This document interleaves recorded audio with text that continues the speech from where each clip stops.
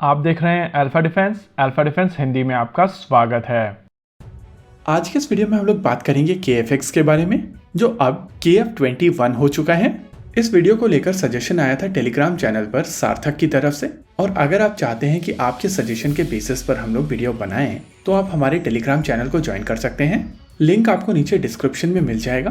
देखिए, KFX जो अब KF21 है, ये एक South Korean fighter jet programme है जिसको साउथ कोरिया की तरफ से नाम दिया गया है ब्रोमाए। इस फाइटर एयरक्राफ्ट का प्रोटोटाइप रोल आउट कर दिया गया है और रिसेंटली इसकी कुछ फोटोग्राफ्स और वीडियोस बाहर निकल कर आए थे। अगर आप इस फाइटर जेट की डिजाइन को ध्यान से ऑब्जर्व करेंगे तो आप कहेंगे कि इसको स्टेल्थ के लिए ऑप्टिमाइज किया गया है, लेकिन अगर साउथ कोरियन ऑफिशियल्स की बात मानी जाए तो इस फाइटर जेट को कुछ इस तरीके से बनाया जा रहा है कि ये दासो एविएशन के रफाल और यूरोफाइटर टाइफून से ज्यादा स्टेल्थी होगा, लेकिन स्टेल्थ के एस्पेक्ट में F-35 के नीचे होने वाला है। इस एयरक्राफ्ट में इंटरनल वेपन्स बे नहीं होगा और इसी वजह से कुछ लोगों की तरफ से इसको 4.5 जनरेशन फाइटर जेट कहा जा रहा है। हालांकि KF21 में जो अप्रोच यूज की जाएगी उसके तहत BVR मिसाइल सिस्टम्स इसकी बेली में सेमी रेसिस कॉन्फ़िगरेशन में होंगी, यानी कि आधी मिसाइल सिस्टम्स बॉडी के अंदर होने वाली हैं और आधी मिसाइल सिस्टम बॉडी के बाहर होने वाली हैं। अगर KF21 के डिजाइन की बात की जाए तो काफी हद तक ये एक 5th जनरेशन फाइटर जेट की ही तरह दिखता है और इसी वजह से ऑब्वियसली इस सिस्टम की कंपैरिजन भारतीय AMCA प्रोग्राम के साथ में होती है। और क्योंकि यहाँ पर प्रोटोटाइप ऑलरेडी रोल आउट हो गया है तो कई लोगों की तरफ से कहा जा रहा है कि साउथ कोरियंस को देखकर भारत को कुछ सीखना चाहिए कि किस तरीके से अपने प्रोग्राम को एग्जीक्यूट करना चाहिए। और इसी वजह से इस वीडियो के दौरान हम लोग कोशिश करेंगे कि दोनों फाइटर जेट्स को एक साथ कंपेयर किया जाए और इन दोनों प्रोजेक्ट के डेवलपमेंट की फिलॉसफी है उसको डिकोड किया जाए। लेकिन इस वीडियो एनालिसिस में जाने से पहले हम लोगों को ये चीज अप्रिशिएट करनी पड़ेगी कि साउथ कोरियंस की तरफ से इस तरीके के एफर्ट को लिया गया और प्रोटोटाइप रोल आउट किया गया, ये खुद में बड़ी बात है। AMCA और KFX21 को कंपेयर करने के लिए सबसे पहले बात शुरू करते हैं इनकी टाइमलाइन को लेकर। KFX को अनाउंस किया गया था साल 2001 में और उस समय के प्लान के हिसाब से इस फाइटर जेट को F4 फैंटम 2 और F5 टाइगर 2 एयरक्राफ्ट्स को रिप्लेस करने के लिए बनाया जाना था। हालांकि अब इसमें से कुछ एयरक्राफ्ट्स F-35 लाइटनिंग 2 से रिप्लेस कर दिए गए हैं। साउथ कोरिया को जनवरी 2022 में 40 यूनिट F-35A एयरक्राफ्ट डिलीवर किए गए थे और रिमेनिंग 20 एयरक्राफ्ट्स आने वाले कुछ समय में डिलीवर कर दिए जाएंगे। इसके अलावा साउथ कोरिया 20 यूनिट F-35B भी अक्वायर करेगा, यानी कि यहाँ पर कहा जा सकता है कि in total 80 F-35 aircraft south Korea की तरफ से अक्वायर किए जाएंगे। और इस एक्विजिशन के चलते साउथ कोरिया को काफी ज्यादा टेक्नोलॉजी एक्सेस मिला है। वैसे ये प्रोजेक्ट साल 2001 में शुरू हो गया था, लेकिन साल 2010 में लॉकहेड मार्टिन को इस प्रोजेक्ट में पार्टनर बनाया गया था और इंडोनेशिया ने भी इस प्रोग्राम को ज्वाइन किया था। आइडिया था कि इस प्रोजेक्ट की 60% cost south Korean government handle करेगी, रिमेनिंग 20% कॉस्ट इंडोनेशिया हैंडल करेगी और बाकी बची हुई 20% कॉस्ट डोमेस्टिक और फॉरेन कंपनीज यानी कि KAI और लॉकहेड मार्टिन हैंडल करेंगे।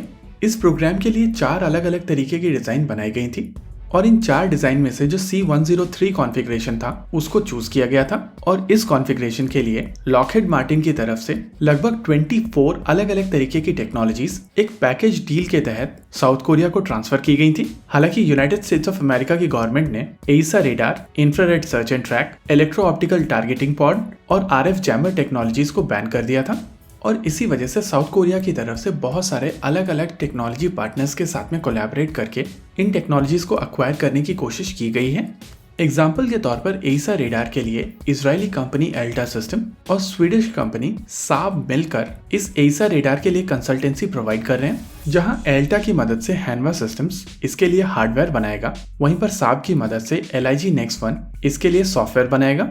अगर इसकी कैनोपी की बात की जाए तो यूनाइटेड स्टेट्स ऑफ अमेरिका के कॉन्ट्रैक्टर टेक्सटार की मदद से इसके लिए कैनोपी डेवलप की जाएगी। वहीं पर अगर एयरफ्रेम माउंटेड एक्सेसरीज की बात की जाए तो वो ट्रायम्फ ग्रुप की तरफ से बनाया जाएगा। स्पेनिश कंपनी CESA की तरफ से इमरजेंसी ब्रेकिंग सिस्टम प्रोवाइड किए जाएंगे। यूनाइटेड टेक्नोलॉजीज की तरफ से environmental control systems, cabin pressurisation, liquid cooling system, air turbine starter और फ्लो कंट्रोल वाल्व्स प्रोवाइड किए जाएंगे। मार्टिन बेकर की तरफ से एजेक्शन सीट, कोबम की तरफ से missile ejection launcher, communication antenna, external fuel tank और ऑक्सीजन सिस्टम सप्लाई किए जाएंगे। मैगिट की तरफ से व्हील ब्रेकिंग सिस्टम और फायर डिटेक्शन के लिए इंटरनल सेंसर प्रोवाइड किए जाएंगे। MBDA की तरफ से मीटियोर BVR मिसाइल सप्लाई की जाएगी। इजरायली एल्बिट सिस्टम की तरफ से टेरेन फॉलोइंग और टेरेन अवॉइडेंस सिस्टम प्रोवाइड किए जाएंगे। क्रूटिस फ्लाइट की तरफ से flight instrumentation system, data acquisition system और फ्लाइट टेस्टिंग के दौरान असिस्टेंस प्रोवाइड की जाएगी। वहीं पर अगर इंजन और पावर मैनेजमेंट सिस्टम की बात की जाए तो ये जनरल इलेक्ट्रिक की तरफ से सप्लाई किए जाएंगे। और रही बात इंटीग्रेशन की, तो यहाँ पर लॉकहीड मार्टिन KAI की मदद करने वाला है। साथ ही साथ लॉकहीड मार्टिन की तरफ से KAI को असेंबली लाइन लगाने में भी मदद की जाएगी। वैसे इन थ्योरी ये सारे के सारे सिस्टम प्रूवन सिस्टम है और इन प्रूवन सिस्टम्स का प्रयोग करते हुए KF-21 का प्रोटोटाइप डेवलप किया जा रहा है। लेकिन इवेंचुअली ये सारे के सारे सिस्टम साउथ कोरिया में बनाए जाएंगे। ओवरऑल साउथ कोरिया की यहाँ पर अप्रोच प्रूवन सिस्टम्स का प्रयोग करते हुए जल्द से जल्द फाइटर जेट को डेवलप करना है। वैसे अगर टाइमलाइंस को देखा जाए तो कहा जा सकता है कि 20 साल के अंदर ये प्रोटोटाइप बनकर तैयार हुआ है। लेकिन हम लोगों को ये चीज़ पता है कि कुछ डिलेज के चलते जो इफेक्टिव टाइम लगा है उसको आप लगभग 14 साल का समय बोल सकते हैं। वहीं पर इसके उलट अगर AMCA की बात की जाए तो भारत की तरफ से AMCA प्रोग्राम में ऑलमोस्ट सारे के सारे सिस्टम देश में बनाने की कोशिश की जा रही है। मोस्ट लाइकली इंजन एक ऐसा कंपोनेंट होगा जिसको बाहर से एक्वायर किया जाएगा। इसके अलावा ज्यादातर चीजें पूरी तरीके से देश में बनाई जाएंगी। यानी कि फिलोसफिकली भारत और साउथ कोरिया की अप्रोच में 180 डिग्री का डिफरेंस है, जहां साउथ कोरिया प्रूवन सिस्टम्स को अलग अलग देशों से एक्वायर करके अपने फाइटर जेट को असेंबल कर रही है। वहीं पर भारत की तरफ से पूरी तरीके से एक इंडिजिनस सिस्टम बनाने की कोशिश की जा रही है। इनफैक्ट AMCA Mark II में पूरी तरीके से इंडिजिनस इंजन को भी लेकर कोशिश की जा रही है। वहीं पर अगर टाइमलाइन की बात की जाए तो जहां KFX प्रोग्राम साल 2001 में शुरू हुआ था, वहीं पर AMCA प्रोग्राम साल 2010 में शुरू हुआ था और इसके ऊपर इफेक्टिवली काम साल 2013 में शुरू किया गया था। इससे पहले जो प्रोग्राम आडा की तरफ से ऑफर किया गया था उसका नाम था MCA। अभी आप अपनी स्क्रीन के ऊपर इसका प्रपोज डिजाइन देख सकते हैं।